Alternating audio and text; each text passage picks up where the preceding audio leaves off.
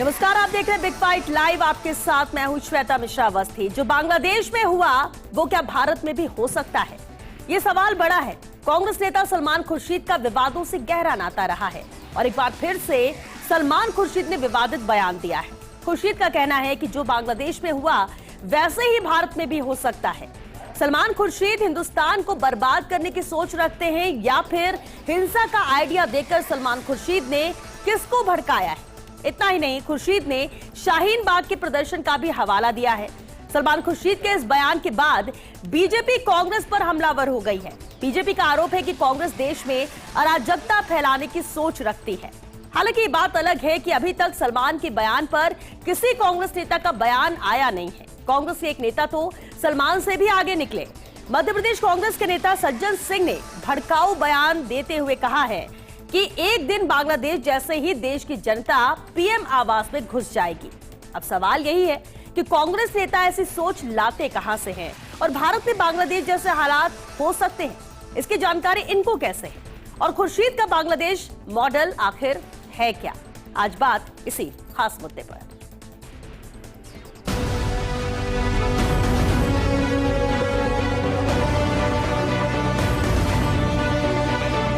Worry something about what's happening in Bangladesh. What's happening in Bangladesh can happen here. जो बांग्लादेश में हुआ है वो भारत में होगी, इसकी चेतावनी कांग्रेस पार्टी की तरफ से सलमान खुर्शीद जी ने दिया है।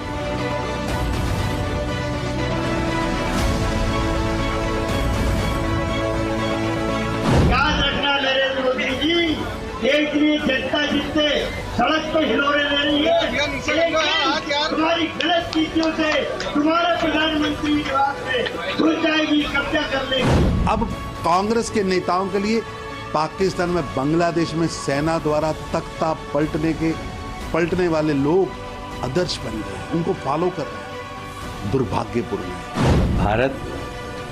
भारत है, मोदी जी हैं।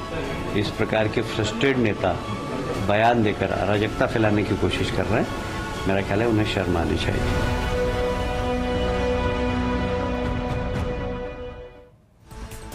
और चलिए इस खास मुद्दे पर चर्चा के लिए खास मेहमान हमारे साथ जुड़ चुके हैं। सबसे पहले उनसे रूबरू करा देते हैं आपको। हमारे साथ बीजेपी प्रवक्ता आशीष चतुर्वेदी जी है। बहुत स्वागत है आशीष जी आपका। हमारे साथ आर तिवारी जी भी चर्चा में शामिल हुए, जयपुर शहर जिलाध्यक्ष है कांग्रेस से। बहुत स्वागत है तिवारी जी आपका। और साथ ही हमारे साथ एसपी मित्तल जी भी चर्चा में मौजूद है, राजनीतिक विश्लेषक है। बहुत स्वागत है मित्तल साहब आपका भी। चर्चा की शुरुआत करेंगे आर तिवारी जी आपसे, क्योंकि कांग्रेस तो मोहब्बत की दुकान है और ऐसे में ये जहरीले बयान, ये हिंसक बयान, इसके क्या मायने निकाले जाए? सलमान खुर्शीद ने जो कहा, जो भविष्यवाणी की, क्या मायने उसके?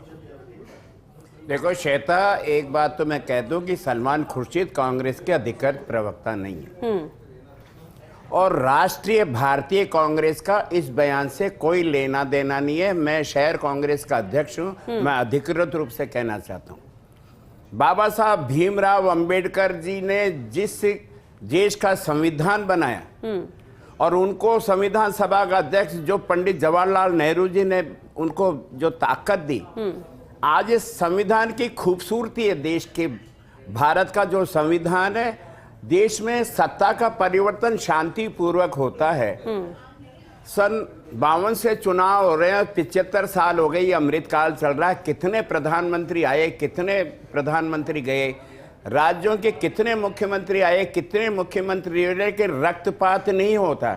इस देश का जो स्वरूप है वो सातों कौमों का सतरंगी देश है। यहाँ ऐसी हिंसा का या सैनिक तानाशाही का कोई रास्ता नहीं है। और मैं तो बधाई देना चाहता हूँ हमारे उन तमाम नेताओं को, हमारे जो पूर्वज है, चाहे वो किसी भी दल के रहे हो। उस जमाने में ये भारतीय जनता पार्टी नहीं हुआ करती थी। उस समय ये हिंदू महासभा का एक स्वरूप हुआ करता था, लेकिन वो हिंदू और मुसलमान के लिए लड़ाई तो लड़ रहे थे। लेकिन जब देश आजाद हो गया, गांधी जी के नेतृत्व में पंडित जवाहरलाल नेहरू जैसे नेता हमारे देश के प्रथम प्रधानमंत्री बने। ये सतरंगी गुलदस्ता का देश है। यहाँ हिंदू, मुसलमान, सिख, ईसाई, पारसी, जैन, बौद्ध, हम सब का अपना रहने का तरीका है। संविधान की खूबसूरती कि हमको हमारी भाषा बोलने का अधिकार है, हमारे खाना क्या खाएंगे, हमारा पहनावे का अधिकार है, हम कहाँ जा सकते हैं, हम क्या व्यापार करेंगे, खुलापन है। ऐसा रक्तपात तो केवल वही हो सकता है। इसलिए मैं चेतावनी दे रहा चाहता हूं उन दल के नेताओं को जो सीधे सीधे बात करते हैं ये देश हिंदुओं का देश है, धर्म के आधार पर जो जो देश बना है तिवारी जी, वहाँ ऐसा आपकी है। सभी बातें हमारा ठीक है, देश बहुत अच्छे से आपने राष्ट्र है, हमारा बहुत देश का अच्छे कोई से धर्म आपने नहीं। देश को लेकर और हमारे देश के अंदर की विविधता और जो खासियत है उसका जिक्र किया। लेकिन आपने कहा सलमान खुर्शीद आधिकारिक तौर पर यानी ऑफिशियल प्रवक्ता है ही नहीं, लेकिन नहीं है ये भी तो नहीं कहा गया। कांग्रेस की तरफ से बयान ना तो उनके सपोर्ट में, ना तो ये कहने के लिए कोई सामने आया कि गलत बात उन्होंने कही। जब कांग्रेस का अधिकृत प्रवक्ता कोई टिप्पणी नहीं कर रहा, इसका हाँ। मतलब हम उनके साथ में नहीं है। ये देश वो है जब इंदिरा गांधी को हमने तानाशाही के रूप में देश के तमाम विपक्षी दलों ने माना। समर्थन भी तो हो सकता है तिवारी जी, श्वेता, मौन समर्थन भी तो हो सकता है। मैं कह रहा हूं 77 में जब देश की ताकतवर नेता इंदिरा गांधी चुनाव हार सकती थी, उनके ऊपर ब्लेम लगा था कि वो तानाशाही जैसा आचरण कर रहा है, और वो हारी। लेकिन 80 में उन्हीं तानाशाह को वापस देश की जनता ने हमारे देश का ठीक है, आप ये कह रहे कि कांग्रेस का इस बयान से कोई लेना देना हमारा नहीं। कोई लेना देना नहीं है। ये हाँ। व्यक्ति की स्वतंत्रता देश के संविधान ने दे रखा कि उनका विचार मौलिक हो सकते हैं, तो इस हम तरह के विचार उनके व्यक्त किए साथ जा में सकते हैं। नहीं ठीक है हैं। आशीष खुर्शीद जी, भाई के जो भी विचार ठीक हैं है। उनके हैं विचार है। निजी विचार है सलमान खुर्शीद के, ये आशीष चतुर्वेदी जी जो बात अभी आर तिवारी जी ने कही। लेकिन कांग्रेस ना तो सपोर्ट में है ना तो अगेंस्ट में नजर आई, क्योंकि कोई बयान आना चाहिए। बयान नहीं आने का मतलब हम ये नहीं मान सकते कि आप उसके समर्थन में नहीं, उसका मौन समर्थन भी माना जा सकता है। आशीष जी, बीजेपी की तरफ से बहुत कड़ी प्रतिक्रिया इस तरह कर आ रही है। श्वेता जी, जो बांग्लादेश में सत्ता परिवर्तन हुआ है और उसके बाद जिस तरह से वहाँ पे हिंसा भड़की है, जिस तरह से वहाँ पे जो अल्पसंख्यक के हिंदू, उनके प्रतिष्ठानों को, उनके घरों को, मंदिरों को जिस तरह से नुकसान पहुँचाया जा रहा है और सैकड़ों लोगों की जिस तरह से वहाँ पे मौत हुई है, उसके बाद में कांग्रेस के वरिष्ठ नेता रहे, केंद्र में मंत्री रहे सलमान खुर्शीद जी का जिस मंच पर बयान आता है, वहाँ पे कांग्रेस के सांसद शशि थरूर जी उपस्थित थे। और जो बयान मैंने अभी आपकी रिपोर्टिंग में देखा है मध्य प्रदेश में कांग्रेस के नेता का, आप मान के चलिए ये जो बयान है, सारे बयान बेहद ही भड़काऊ बयान है और कहीं ना कहीं एक अराजकता की इसमें हमको गंध आ रही है कि जिस तरह से कांग्रेस ने, एक तरफ तो कांग्रेस ये कहती है कि हम सरकार के साथ हैं और जिस तरह के ये बयान आ रहे हैं पूरा देश इसकी कड़ी निंदा करता है। और तिवारी जी ने जो कहा उससे मैं कुछ हद तक सहमत भी हूं कि जहां तक भारत की बात है, भारत में लोकतंत्र की जो जड़ें हैं बहुत मजबूत है, भारत में एक लोकतंत्र स्थापित है और संवैधानिक मूल्यों में पूरे भारत की 140 करोड़ जनता की आस्था है। ये बात भी सही है कि अगर हम अपने पड़ोसी देशों को देखें श्वेता जी, चाहे हम बांग्लादेश देखें, बांग्लादेश 1971 में आज़ाद होता है और जो पहली गवर्नमेंट चलती है उसके जो संस्थापक होते हैं शेख मुजब्बिर रहमान, उनकी सेना द्वारा 1975 में हत्या कर दी जाती है। पाकिस्तान बनता है और पाकिस्तान में आज तक कोई भी प्रधानमंत्री अपना कार्यकाल पूरा नहीं कर पाया। तो हम भारत की तुलना जिस तरह से कांग्रेस के नेताओं द्वारा इन राष्ट्रों से की जा रही है वो बेहद आपत्तिजनक है और भारत में ऐसी स्थितियां उत्पन्न नहीं होगी, क्योंकि भारत में अपने आप में एक बहुत बड़ा स्ट्रक्चर है, संवैधानिक संस्थाओं का स्ट्रक्चर है। हमारे यहाँ पर अगर बात करें श्वेता जी, तो जो आर्मी है वो गैर राजनीतिक है। पाकिस्तान में तो इलेक्शन होता ही नहीं, वहाँ तो सिलेक्शन बाय आर्मी होता है। पाकिस्तान के बारे में बात करें, चाहे बांग्लादेश के बारे में जिस तरह की खबरें आ रही है, और भारत सरकार इस चीज़ों को लेकर के बहुत गंभीर है। लेकिन आज का जो बयान आ रहा है ना श्वेता जी, हमको ये समझना पड़ेगा, आज 7 अगस्त है श्वेता जी और 14 अगस्त आने वाला है और मोदी जी जब देश के प्रधानमंत्री बने, हम 15 अगस्त को स्वतंत्रता दिवस मनाते हैं। लेकिन पूरे भारतवासियों को ये बात ध्यान रखनी पड़ेगी कि जब हमने अपना पहला स्वतंत्रता दिवस मनाया 15 अगस्त 1947 को, उसके पहले हमने राष्ट्र का एक बहुत बड़ा भूभाग खोया भी है। इसलिए मोदी जी ने तय किया कि हम 14 अगस्त को विभाजन विभीषिका दिवस मनाएंगे। उस समय जो घटनाएं हुई और जिस तरह से सीधी कार्रवाई करी ऑल इंडिया मुस्लिम लीग ने, वो पूरे देश ने देखा है। जिस तरह से 16 अगस्त 1946 में कलकत्ता में कत्लेआम हुआ, बिल्कुल उसी तरह की भाषा का प्रयोग कांग्रेस के नेताओं द्वारा किया जा रहा है। लेकिन सवाल ये भी उठता है ना कि हम पाकिस्तान और क्या बांग्लादेश से तुलना करेंगे भारत की, वहां क्या हो रहा है, क्या स्थिति है? श्वेता जी, यही कांग्रेस के नेता जगह जगह पे जब ह्यूमन डेवलपमेंट इंडेक्स आता है, जब हंगर इंडेक्स आता है, तो बांग्लादेश की तारीफ करते बिना थक नहीं रहते, बार बार बोलते थे हमसे तो बांग्लादेश बेहतर है। अब ये कांग्रेस का दोहरा चरित्र है ना।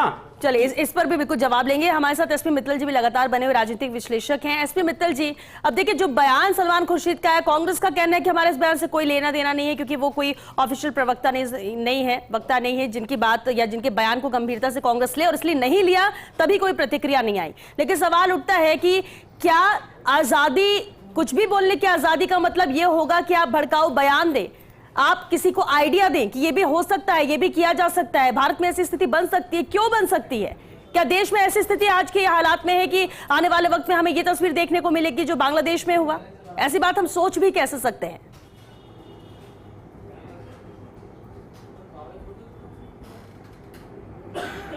तो देखिए, जो पड़ोसी जो बांग्लादेश है उसमें पिछले 4-5 दिनों से जो हालात हैं बहुत ही अराजकता के हालात हैं, बहुत हिंसा हो रही है, और हमारे जो राजनेता हैं उनको चिंता इस बात पे व्यक्त करनी चाहिए थी कि जिस तरीके से वह हिंदुओं को मारा जा रहा है, हिंदुओं के मंदिरों को तोड़ा जा रहा है, वो एक चिंता का विषय था। उस पर चिंता करने के बजाय ये कहा जा रहा है कि क्या नाम से बांग्लादेश के जो हालात हैं वैसे भारत के हालात हो सकते हैं। मुझे लगता है ये बहुत ही शर्मनाक बयान है, और इसमें सबसे भले ही चाहे आर तिवारी साहब इस बात को कहें कि वो इस बयान की निंदा कर रहे हैं, लेकिन अभी तक भी जो कांग्रेस का शीर्ष नेतृत्व है उसने क्या नाम से अभी तक कोई निंदा नहीं की, न ही उसने क्या नाम से इस बयान को वापस लिया है। तो मेरे को ऐसा लगता है कि शायद क्या नाम से ये एक तरह से ये कहा जा रहा है कांग्रेस की ओर से, और जिस तरीके से सलमान खुर्शीद ने इस बयान में शाहीन बाग का उल्लेख किया, वो तो मुझे लगता है और भी इस पूरे घटनाक्रम को गंभीर बनाता है। आपने भी सज्जन वर्मा जी का जो मध्य प्रदेश के जो कांग्रेस के नेता उनके बारे में कहा, इसके साथ ही 2 बयान और हैं, एक महबूबा मुफ्ती का है और एक झारखंड मुक्ति मोर्चे की जो सांसद है महुआ माझी, उनका बयान भी सामने आया, वो भी सलमान खुर्शीद से मिलता जुलता बयान है। आप देखें कि जब क्या नाम से देश के अंदर हिंदुओं को लेकर चिंता व्यक्त की जा रही है बांग्लादेश के संदर्भ में, तब इस तरह के बयान मुझे लगता है ये उचित नहीं है। और देखिए, भारत में लोकतंत्र है, और भारत में लोकतंत्र कैसा है, मतलब समझ में नहीं आता सलमान खुर्शीद ने किस संदर्भ में यह बयान दिया। अभी हाल ही में लोकसभा के चुनाव में 545 में से 234 सांसद विपक्ष के जीत के आए।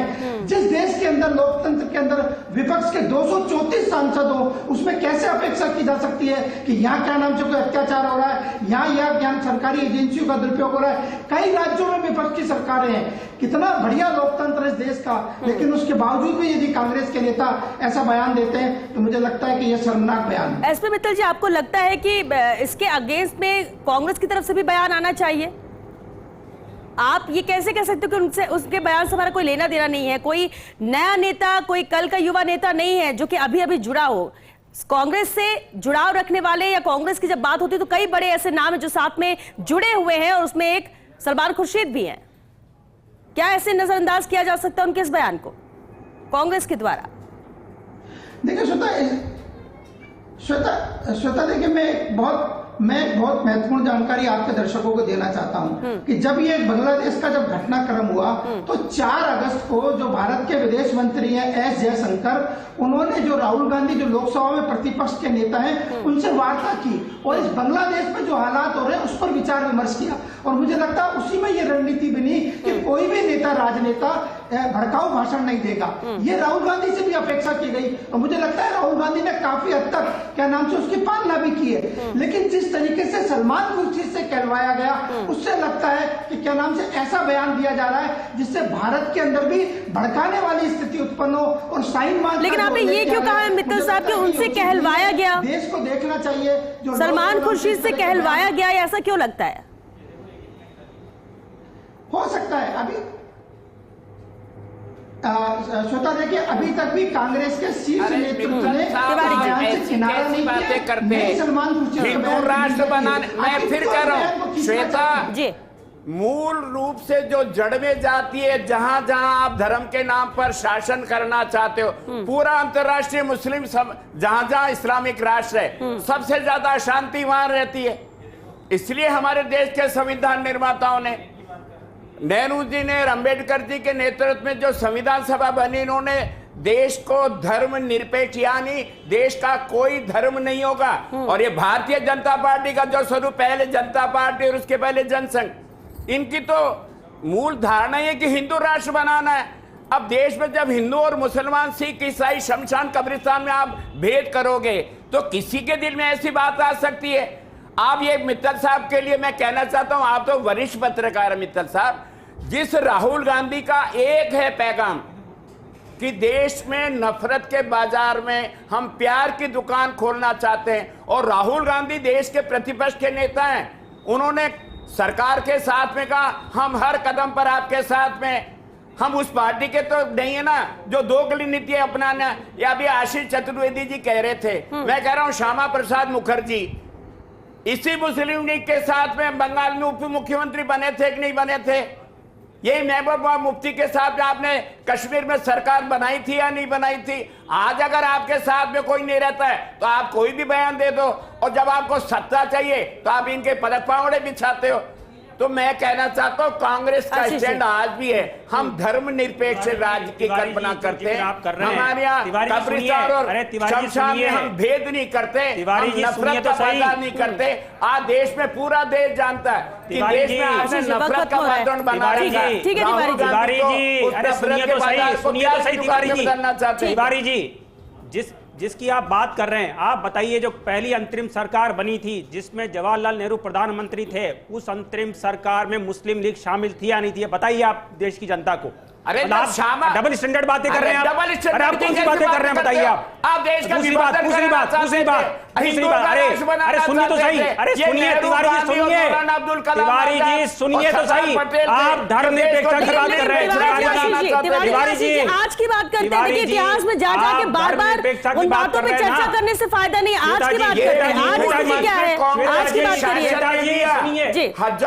सुनिए तो सही, ये कौन सा तरीका बताइए आप, लेकिन आशीष जी वक्त खत्म हो रहा है। बात देखिए श्वेता जी, ये धर्मनिरपेक्षता की बात कर रहे हैं, पूरे देश को पता है, पूरे विश्व को पता है कि भारत तब तक धर्मनिरपेक्ष है जब तक यहाँ पे हिंदू बहुमत में है, और पूरे वर्ल्ड ने इसको देखा है और एक्सपीरियंस किया। आप लेबनान की स्थिति देखिए, वहां पे क्या स्थिति हो गई है। मतलब जिस तरह की बातें कर रहे हो, जो शाहीन बाग का जिक्र हुआ सलमान खुर्शीद द्वारा, शाहीन बाग में प्रोटेस्ट किसको लेकर के हो रहा था? सीएए बिल कानून के विरोध में हो रहा था। उन्होंने एक बात और कही कि वो फेल इसलिए हुआ क्योंकि जेल में है सभी। फेल श्वेता जी, वो बार-बार कह रहे हैं। मुझे बताइए, कांग्रेस अपना स्टैंड तय करे ना कि अगर विश्व में इस तरह से, जिस तरह से अफगानिस्तान में हुआ, जिस तरह से आज बांग्लादेश में हो रहा है, अगर हिंदुओं को प्रताड़ना हो रही है, हिंदुओं पे हिंसा हो रही है, तो वो कहां जाएगा? तिवारी जी, अगर हिंदू राष्ट्र बन भी जाता है तो क्या गलत है? तिवारी जी, अगर हिंदू राष्ट्र होता है तो उससे मतलब ये थोड़ी ना कि मुस्लिम वहां रहेंगे नहीं, मुस्लिम रहेंगे नहीं, ऐसा तो है नहीं। संविधान है श्वेता, हमारा यहाँ आम आदमी को अधिकार है, आम आदमी के साथ में उसके कर्तव्य भी हैं। हमारा देश हजारों साल तक जिंदा रहेगा, हम नहीं रहेंगे, लेकिन देश की जो धर्मनिरपेक्ष छवि है वो हमेशा रहेगी। ये जो सतरंगी देश, आप इस बारे में आप एक धर्म का देश बनाने बर्बाद हो रहा है, तुष्टीकरण करते हैं। अफगानिस्तान और ये आपका जो बयान है ना, आज का जो बयान है श्वेता जी, ये तुष्टीकरण की नीति का हिस्सा है। कांग्रेस हमेशा नरमपंथी भी रहती है, गर्मपंथी भी रहती है, उसके हमेशा दो फैक्टर्स रहते हैं कि एक फैक्टर तो कुछ कहता नहीं है, दूसरा फैक्टर इस तरह की भाषा कह रहा है। आर तिवारी जी, इस बयान पर कांग्रेस की कोई प्रतिक्रिया नहीं आई है, लेकिन क्या सलमान खुर्शीद के इस बयान पर कल भी या आने वाले वक्त में भी कोई प्रतिक्रिया नहीं आएगी? कोई मतलब नहीं है, यानी सलमान खुर्शीद कल को कुछ फेवर में भी कांग्रेस के जाएंगे तो उसको भी नहीं मानेगी कांग्रेस, उसके भी समर्थन में नहीं है। मैं कह रहा हूं जब कांग्रेस के अधिकृत प्रवक्ता है ही नहीं। आज सलमान खुर्शीद हमारी पार्टी में क्या है? ये पूर्व मंत्री है, पूर्व सांसद है, उत्तर प्रदेश वो आज हमारे पार्टी के कहीं कोई अधिकृत प्रवक्ता नहीं है, पार्टी लाइन नहीं है। सलमान खुर्शीद का बयान, के विदेश मंत्री भावना, अरे एक कांग्रेस तो इंदिरा गांधी की कांग्रेस है जिन्होंने खालिस्तान नहीं बनने दिया, अपने सीने में 36 गोलियां खा ली। ये कांग्रेस वो है कि वक्त खत्म हो गया, लेकिन इतना भी है तिवारी जी, वहां जाकर के विद्रोह को दबाने के लिए भले आप ये कह रहे हो कि आज के वक्त में सलमान खुर्शीद किसी पद पे नहीं हो, कांग्रेस के अंदर कोई अधिकृत प्रवक्ता नहीं हो, लेकिन पूर्व मंत्री है, और अगर कांग्रेस से जुड़ा कोई भी व्यक्ति कोई बयान देगा तो कांग्रेस से सवाल होगा। और अगर आप एक तरफ ये बात कहेंगे कि ये मोहब्बत की दुकान कांग्रेस चला रही है और यही मोहब्बत का पैगाम लेकर ही आम जन के बीच में पहुंचती है, तो फिर अपने लोगों तक भी ये पैगाम पहुंचाना होगा। जो इस तरह के वक्त वे वक्त बयान देते रहते हैं, जिससे कहीं ना कहीं सवालों के कटघरे में कांग्रेस खड़ी होती है, जिससे नुकसान भी कांग्रेस को हो सकता है। बहरहाल क्योंकि वक्त खत्म हो चुका है, बहुत शुक्रिया आप सभी का इस चर्चा में शामिल होने के लिए। अब सवाल ये कि सलमान खुर्शीद का जो बयान सामने आया कि बांग्लादेश में जो हालात हुए वो भारत में भी हो सकते हैं, क्या उसके मायने, क्या उनका मॉडल है? कांग्रेस तो उनके इस बयान से पल्ला झाड़ रही है कि उनके इस बयान से कांग्रेस का कोई लेना देना नहीं है और इसलिए कोई प्रतिक्रिया नहीं आई। लेकिन सवाल ये उठता है कि अगर आपको आजादी अपनी बात रखने की है, कुछ भी कहने की है, तो क्या आपको इतनी आजादी हो जाएगी कि आप ऐसे बयान देंगे, ऐसे भड़काऊ बयान देंगे जिससे हिंसा हो सके, जिससे किसी को आइडिया मिल सके, जिससे किसी के जहन में इस तरह की बातें आ सके कि जैसे बांग्लादेश में हुआ है तो क्यों ना एकजुट होकर हम भी ये कर लें? तो ये गलत नीति है, गलत बयान है, इसका विरोध करना चाहिए, भले ही वो आपकी पार्टी का सदस्य हो या पूर्व मंत्री हो या कभी आपकी पार्टी से जुड़ा रहा हो। लेकिन अगर ऐसे बयान आते हैं तो सच्चाई तो यही है और करना भी ये चाहिए कि आप उसके समर्थन में नहीं है, ये बात सामने आके बोलनी चाहिए और यही उम्मीद देश की जनता भी करती है और इस तरह के बयान को तो कभी भी स्वीकार नहीं किया जाएगा। चलिए इसी के साथ बिग फाइट लाइव में आज के लिए बस इतना ही। नमस्कार।